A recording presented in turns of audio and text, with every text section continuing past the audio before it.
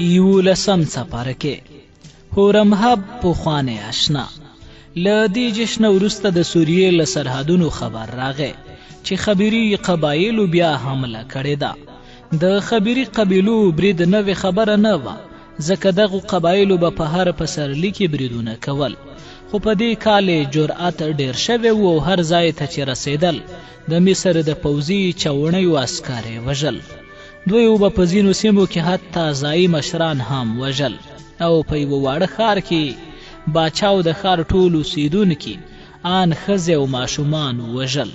کله چې دغه خبر فرعون ته ورسېد، له خبري قبایلو سره د مبارزې لپاره یو لښکر له مصر سوریې ته واستوه، او زه پوه شوم چې د مصر د پوځ او د خبري قبایلو ترمنځ به چې د سوریې خاورې ته ننوتې د سخت جنګ وشي.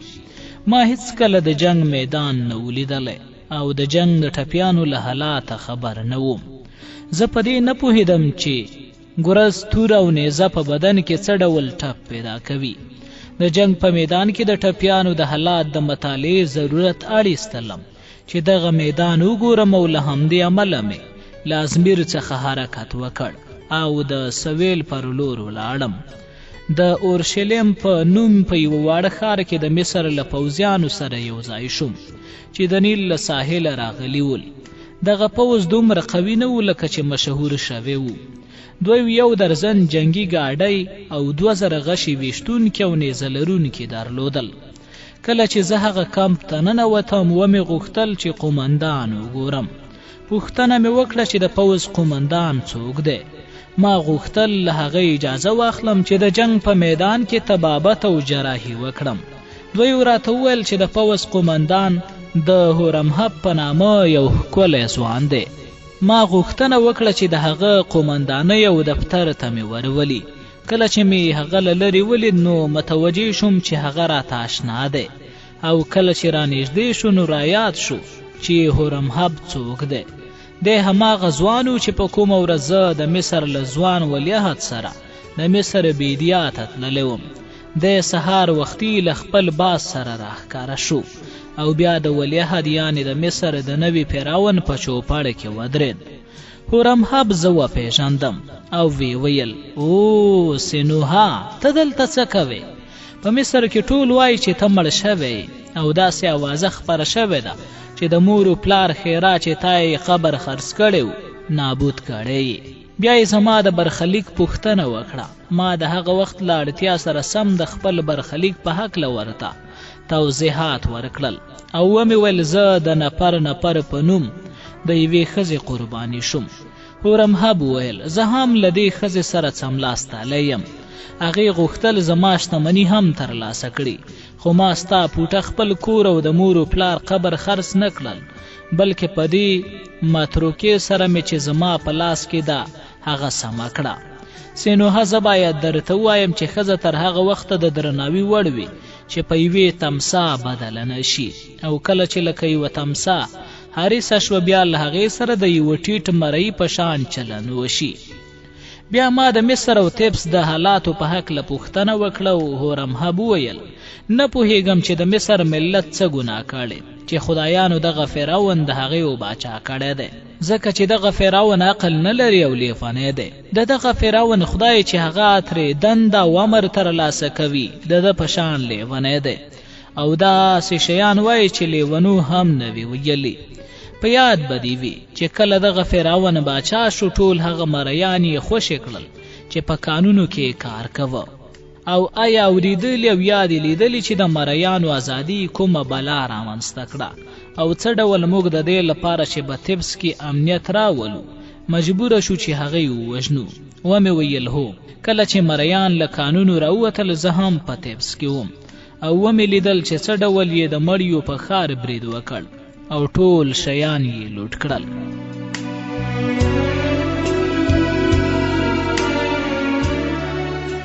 هورمهب وویل، سره له دې چې فرعون ولیدل له قانونو څخه د مریانو ازادي څومره لویه بلا او فتنه رامنځته کړه، خو بیا هم له خپلو خبرو او کارونو نه اوړي او وایي چې د یوه مرۍ او شهزاده ترمنځ توپیر نشته او مریان او اشرافان د هغه د خدای په نزد یو شان دي. د دې معنا دا ده چې څوک وایي اوربشې او شات یو شان دي او توپیر نه لري. د دغه فرعون یوه نوې خبره دا ده چې ماته وایي خبیري قبایل داسې رام کړه چې وینه تویه نه شي. آیا دا ممکنه ده چې له وینې بهېدا پرته وحشیان رام کړو؟ سینوها زه تا ته وایم ته یو ډاکټر یې، آیا له وینې بهېدا پرته د ناروغ خېټه څیرلی او اضافه کولمې رایستلی شي چې سړی مړ نه کړي؟ فرعون د دغه قومونو جنګي غږونه چې د وحشي حیواناتو له غږونو بد دي نه دي اورېدلي چې پوه شي له دویو سره نرم چلند نشي کېدای. له دې خبرې وروسته هورمهب وخندل او ویل خو زه د فرعون خبرو ته غوږ نه ږدم او د دویو وینه به داسې وبهوم چې ټول به پښیمانه شي چې ولې له موره پیدا شوي دي. ما فیصله کړې چې د دې قبیلې ریښه داسې وسوځوم چې په راتلونکي کې هیڅکله خبیري قبیله ونه کړای شي چې په پسرلي کې یرغل وکړي.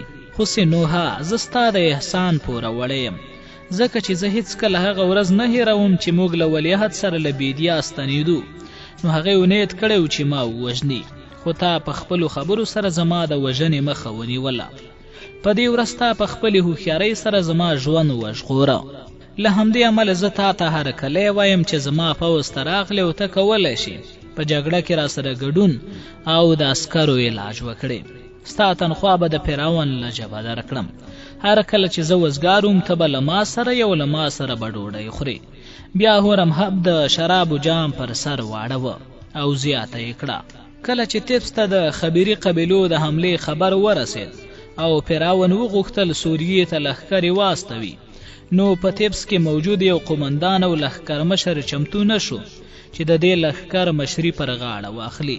د دې لپاره چې پوهېدل خبیري قبیله خونړۍ او جنګي خلک دي، نو هر یو لښکر مشر په یوې پلمې د لښکر له مشرۍ ډډه وکړه، ځکه چې د دوی نه یوازې له خپله مرګه وېرېدل بلکې پر دې هم پوهېدل چې له سرو او سپینو به لرې شي. د دې لپاره چې د سوریې په دښتو کې سره او سپین نه پیدا کیږي او د دې اپوټا د فرعون په شاوخوا کې سره او سپین ډېر وي. سره له دې چې زه د فرعون له ټولو قمندانانو ځوان یم، خو دغه ماموریت او دنده مې ومنله. لامل یې دا و چې د خبیریانو خطر ختم کړم او داسې کار وکړم چې نور ونه کړای شي په سوریه حمله وکړي. د فرعون لښکر مشران ډېر شتمن دي او د امون له کاهنینو سره شریکان دي. دوی هڅه کوي چې د امون د خدای نفوذ له منځه ولاړ نه شي. نن سبا په مصر کې د فرعون د خدای یعنی اتون او د مصر د پخواني خدای امون ترمنځ ستره مبارزه پیل شوې او لا معلومه نه ده چې په دې مبارزه کې به څوک بریالی شي. فکر کوم د مصر ستر قاضي او د اتون د خدای کاهن امی لټه کوي چې په دې کار کې د فرعون ملاتړ وکړي. فرعون پوهېده چې په مصر کې د امون خدای دومره پیاوړی شوی دی چې د امون کاهنین د فرعون حکم ته غاړه نږدي او که د فرعون کوم امر د خپلو ګټو په خلاف وبولي، نو د امون له لوري یو حکم صادروي چې د فرعون حکم پرې لغوه کړي. فرعون او ستر قاضي چې له دې زیات د امون د خدای او د هغه د کاهنینو باچاهي نشي زغملی، اوس په دې لټه کې دي چې د اتون خدای دومره لوی کړي چې امون له منځه لاړ شي. له همدې امله یې ما ته امر کړی چې په دغه سفر کې چې هر ښار ته ننوځم د اتون د خدای لپاره یو معبد جوړ کړم، او ما لومړنی معبد دلته په اورشلیم کې جوړ کړ. زه نه د امون او نه د اتون په خدای عقیده لرم، خو فکر کوم چې فرعون دلته تېروتنه نه کوي او د هغه سیاست سم دی، ځکه دا د منلو نه ده چې مصر د فرعون هم ولري، خو د امون کاهنین دي د هغه پر ځای حکومت وکړي. مقصد مې دا دی چې د مصر سر لښکریان او قمندانان له دې امله چې د امون نه کاهنینو سره یو لاس شوي دي او اوس خپلې ګټې په خطر کې ویني، نو نه غواړي چې په دې حساس وخت کې له مصر لرې وي او له خپلو ګټو دفاع ونه شي کړای.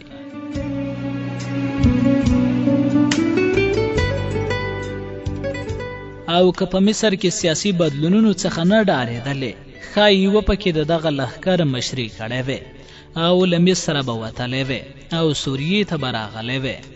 ما ویل چې د فرعون له سیاست سره مخالفت نه لرم، بلکې هغه ته حق ورکوم چې لټه وکړي. د امون د کاهنینو قدرت کم کاندي او هغه شی چې ما ته د منلو نه دی دا ده چې فرعون وایي زه غواړم له حقیقت سره باچاهي وکړم او زه دغه موضوع خطرناکه بولم د دې لپاره چې حقیقت د یوې تیرې تورې په شان دی چې هیڅکله یې باید یوه ماشوم ته ورنه کړو دا خو لا پرېږده چې د فرعون په شان یوه لیوني ته یې ورکوو کله چې شپه شوه ما د هورمهب کېږدۍ ته نږدې په یوې کېږدۍ کې استراحت وکړو او کله چې سرتیري پوهه شول چې زه ډاکټر یم هڅه یې کوله چې له ما سره ملګري شي ځکه چې هر عسکر هڅه کوي د یوه ډاکټر ملګرتیا خپله کړي چې د جنگ په میدان کې هغه معالجه کړي بله ورځ سهار نغاري ووهل شوې عسکر یې له خوبه پاڅول او هر قمندان د خپلو عسکرو په مخ کې ودرېده کله چې د عسکرو کتارونه منظم شول هورمهب چې یوه متروکه یې په لاس کې وه له خپلې کېږدۍ بهر شو یوه مرۍ پر سر چترۍ نیولې وه او بل مرۍ ورته پکې وهه چې مچان ترې وشړي هورمهب د عسکرو پر وړاندې داسې وینا وکړه ای د مصر سرتیرو چې په تاسو کې چټل تورپوستي او د سوریې ټنبل نیزه لرونکي هم شته او ټول د مصر د پوځ غړي دي او د غوایانو د یوې پادې په شان نارې وهي زه نن نیت لرم چې تاسې د جنگ ډګر ته بوځم او وګورم چې آیا له خبریانو سره جنګېدلی شئ او که نه که له هغې سره جنگ وس نه لرئ هیله کوم چې تر وروستي کس پورې ووژل شئ چې مجبوره نشم ستاسې منحوس بدنونه د ځان سره مصر ته یوسم او زه به تنها او یا هم له ټولې رښتینو سرتیرو سره مصر ته ولاړ شم ای ټولې مشره چې پوزه دې سوری ده خپل هغه ناپوهه عسکر ته یوه لغته ورکړه چې خپله شا ګروي چې پوهه شي کله چې زه خبرې کوم دی د خپله شا نه ګروي نن کله چې موږ پر خبریانو برید کوو زه به تر ټولو مخکې روان یم ستاسې په مخکې به له خبریانو سره جنګېږم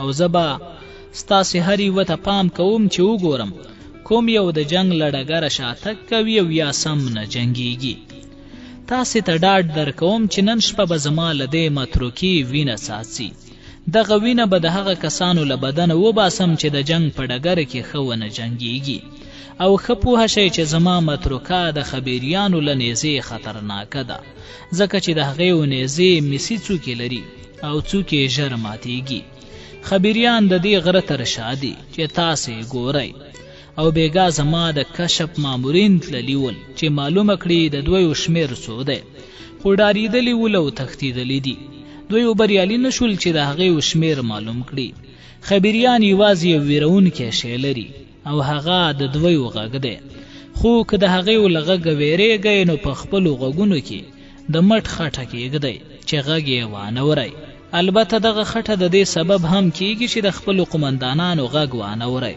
نو غوره ده چې له دغه کاره تیر شئ هغه کس به سخت پښیمانه شي چې له نښې پرته غشې وولي او هغه کس به هم پښیمانه شي چې د خپل مشر له امر سره سم غشې ونه ولي په جنگ کې بریالیتوب یوازې په میړانه کې نه دی بلکې په دې کې هم دی چې عسکر د خپل مشر امر ته غاړه کیږدي که تاسې نن بریالي شوئ نو د خبریانو ټول شیان پسونه او غواګانې به ستاسې شي زه به په خپله نه یوه کړۍ مس نه هم سپین زر اوچت کړم او نه به یو پسه واخلم نن سبا خبریان ډېر شتمن شوي ځکه چې هغې ډېر کلي او بانډې لوټ کړي او د هغې ټوله شتمني به د بریالیتوب په وخت کې ستاسې شي که بریالي شئ د هغې ښځې به هم نن شپه ستاسې شي خو که ماتې وخورئ زما خونړۍ متروکه به نن شپه ستاسې هرکلی وکړي کله چې سرتیرو دغه خبرې واورېدې خپلې تورې او نیزې له زغرو سره وجنګولې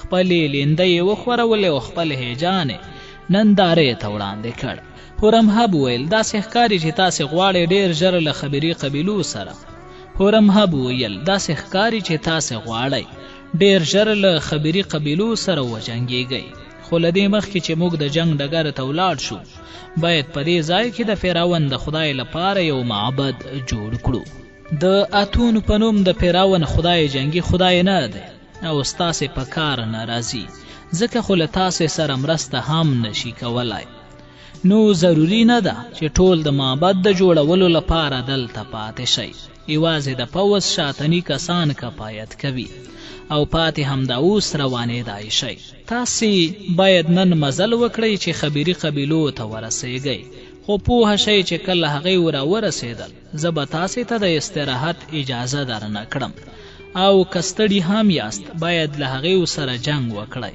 چې ونه تښتئ.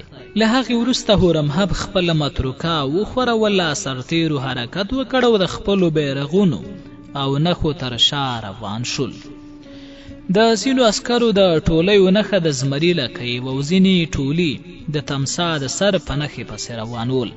د پوځ ټولیو په مخ او شا کې جنګي ګاډۍ روانې وې چې د هغې ملاتړې وې او پرې نږدې چې پر هغې ناڅاپه حمله وکړي. کله چې عسکر روان شول، هورمهب او د پوځ شاتني کسان له یو شمېر سیمنسبانو سره د هغه ځای پر لوري ولاړل چې هلته د اتون معبد جوړېده. زه هم له هغې سره ولاړم. د تګ پر مهال مې واورېدل چې افسران له یو بل سره غږیږي او وایي دغه بدعت دی، نن هورمهب وکړ، هېڅ د منلو نه دی. تر هغه ځایه چې موږ لیدلي دي د جنګ په وخت کې پوځي قمندانان د لښکر تر شا ځي او په تختونو کې له شا ګوري چې کوم عسکر ونه تښتي، او اوس هورمهب وایي چې هغه به له لښکرو سرتیرو سره یو ځای د دښمن پر ضد جنګیږي. نو موږ هم مجبوره یو چې د هغې پیروي وکړو او د عسکرو په مخ کې لاړ شو. په دې بڼه کې به د تښتېدونکو عسکرو مخه څوک نیسي او څوک به د هغې عملونه لیکي، ځکه چې عسکر خو په خپله سیواد نه لري چې د خپلو ملګرو کارونه ولیکي. یوازې سیمنسبان لیکل کولی شي چې کوم عسکر میړانه کړې او کوم یو ډارن او یا تښتېدلی دی.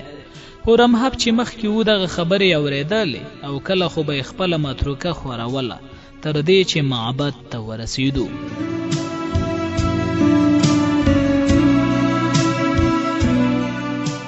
دولسم څپرکی د مصریانو لپاره یو غیر عادي خدای. معبد وړوکی و او د وخت د کمي له امله یې ونه کړای شول چې د هغې چت جوړ کړي.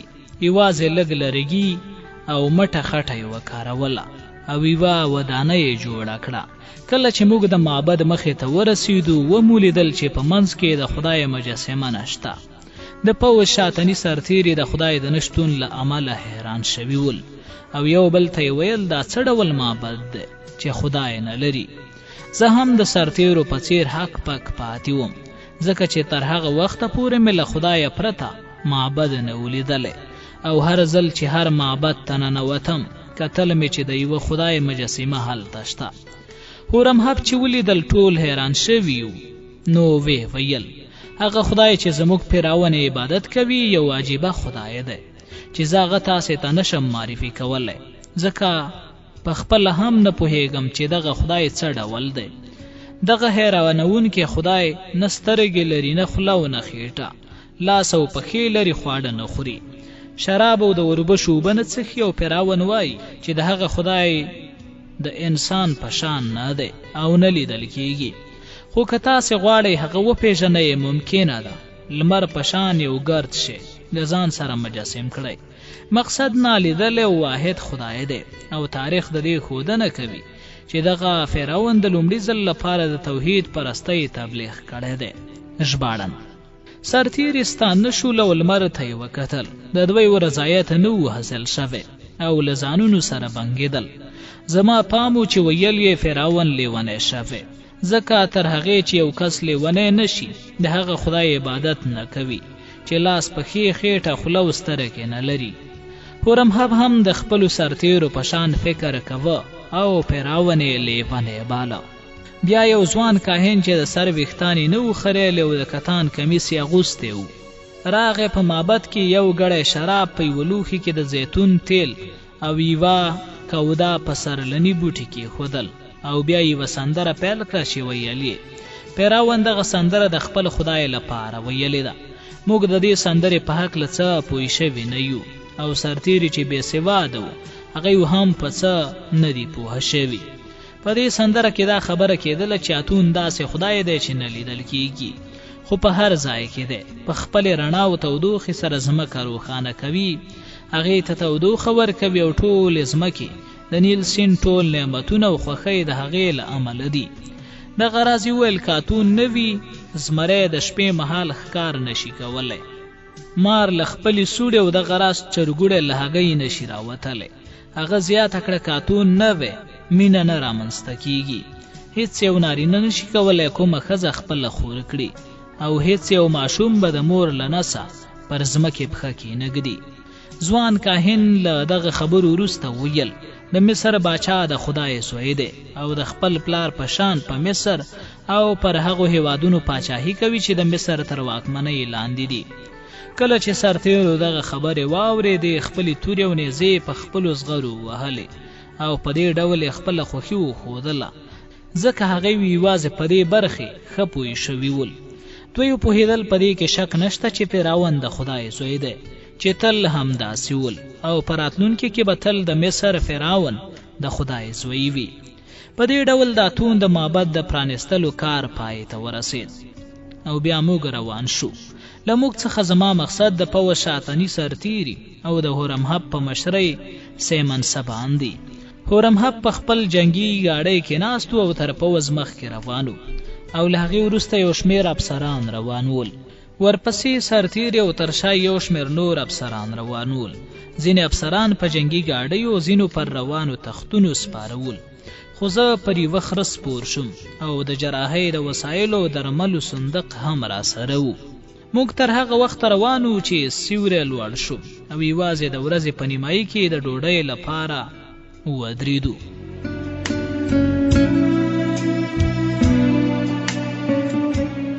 پخه شوي باقلي او پر سر یې اچول شوي د زیتون تیل مو وخوړل. کله خو به ستومان او مایوبه سرتیري چې له لارې به پاتې شول د لارې په څنډو کې کېناستل، خو هغه افسرانو به چې له شا روان ول په متروکو وهل.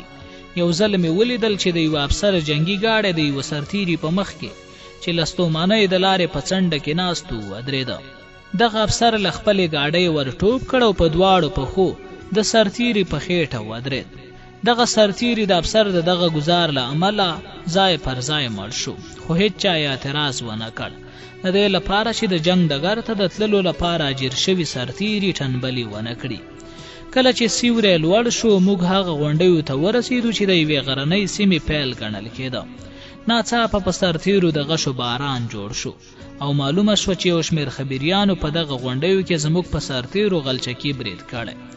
د غشو باران له امله هغه سرتیري چې سندرې ویلې غلي شول، خو هورمهب دغو غشو ته اهمیت نه ورکوه، له دې امله چې موږ د پوځ له مهمې برخې سره یو ځای شوي وو او د لښکر مخکیني او شاتني ځواکونه او د هغه زړه سره یو ځای وو. نو هورمهب امر وکړ چې سرتیري د ګړندي شي او له دې ځایه دې لرې شي. د دې کار موخه دا وه چې د خبري ځواکونو پر اصلي برخې حمله وکړي او د لارې په دواړو غاړو کې له خبري غشي ویشتونکو سره په مبارزه خپل وخت تیر نه کړي. زموږ جنګي ګاډیو په یوه برید کې غشي ویشتونکي له لارې لرې کړل او موږ خپله لار ووهله.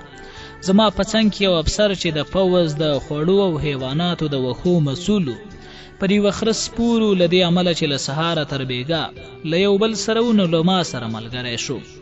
له ما یې غوښتنه وکړه چې که ووژل شو داسې یو کار وکړم چې جنازه یې له منځه ولاړه نه شي او د هغه خپلوانو ته یې ورسوم چې مومیایي یې کړم. هغه به ویل خبریان ډېر زړور او بېرحمه دي او د شپې تر رارسېدو پورې به موږ ټول ووژني. د ورځې څلورمه برخه لا پاتې وه چې د غونډیو په منځ کې یوه پراخه دښته راښکاره شوه او معلومه شوه چې خبریانو هلته پنډغالی جوړ کړی دی. تر کومه ځایه چې سترګو کار کوو هومره تورې کېږدۍ یوه په بلې پسې ولاړې وې. د کېږدیو په مخ کې خبریانو له زغرو ځلانده نیزو سره چغې وهلې او د دویو غږ په بیدیا کې داسې انګازه کوله چې په زړونو کې یې ویره ګډوله. هورمهب خپل سرتیري منظم کړل، نیزه لرونکي په منځ، غاښه لرونکي په دواړو غاړو کې ودرول او بیا یې ټولو جنګي ګاډیو ته وویل کله چې ما امر وکړ نو حمله وکړئ او موږ به ستاسې تر شا حرکت وکړو. څو غټې ګاډۍ یې له ځان سره وساتلې او امر یې وکړ چې تل به له ده سره وي او له هغې به نه لرې کېږي. هورمهب چې پوه شو د هغه سرتیري د خبریانو له نارو چغو او د هغې د نیزو او زغرو له برېښنا وېرېدلي دي نو نارې کړې د مصر او سوریې نارینه وو او ای تور پوستو چې د مصر د لښکر یوه برخه یاست له دغه نارو سورو مه وېرېږئ. دغه نارې تاسې ته زیان نشي رسولی او پوه شئ چې د خبري سپاهیانو شمېر هم ډېر نه دی. دغه کېږدۍ چې ګورئ د دویو د ښځو او ماشومانو ځای دی او هغه لوګی د دې څرګندونه کوي چې خواړه پخوي. که تاسې مېړانه وکړئ نن شپه به د هغې خواړه وخورئ او د خبریانو ښځې به ستاسې وي. زه هم لکه یو وږی تمسا داسې شوی یم او غواړم جنګ ډېر ژر زموږ په ګټه پای ته ورسیږي چې وکړای شم د هغې خواړه وخورم. تر دې وړاندې چې هورمهب د حملې امر وکړي، خبري سپاهیانو چې سختې چغې وهلې پر موږ حمله وکړه او ما لیدل چې د هغې سرتیري تر موږ ډېر دي. کله چې زموږ نیزه لرونکو ولیدل چې هغې ویرونکي سرتیري رانږدې کیږي، نو شاته یې وکتل او ما هم د هغې په شان شاته وکتل چې پوهه شم له کومې لارې تښتېدلی شم. خو زموږ تر شا یوازې افسران ول چې په خپلو متروکو یې ډبرې تړلې وې او هغه یې خورولې. د دویو تورې هم برېښېدلې او زموږ سرتیري پوهېدل چې د تېښتې لار نشته. پر دې سربیره ټول وږي او تږي وو او فکر یې کوه چې که وتښتي خبري سرتیري به په بیړه ور ورسېږي او هغې به قتل عام کړي. له دې امله یې تېښتې ته زړه ښه نه کړ او دومره سره نږدې شول چې تر منځ یې واټن نه و او آن یو کس هم په منځ کې نه شو تېرېدی.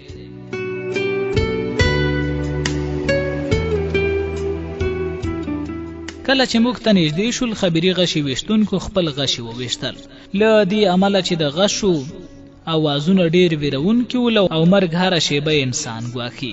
زه د هغې له غږونو وویرېدم ځکه چې داسې منظره مې لیدل او داسې غږونه مې اورېدل چې تر اوسه پورې مې نه لیدلي وو او نه اورېدلي.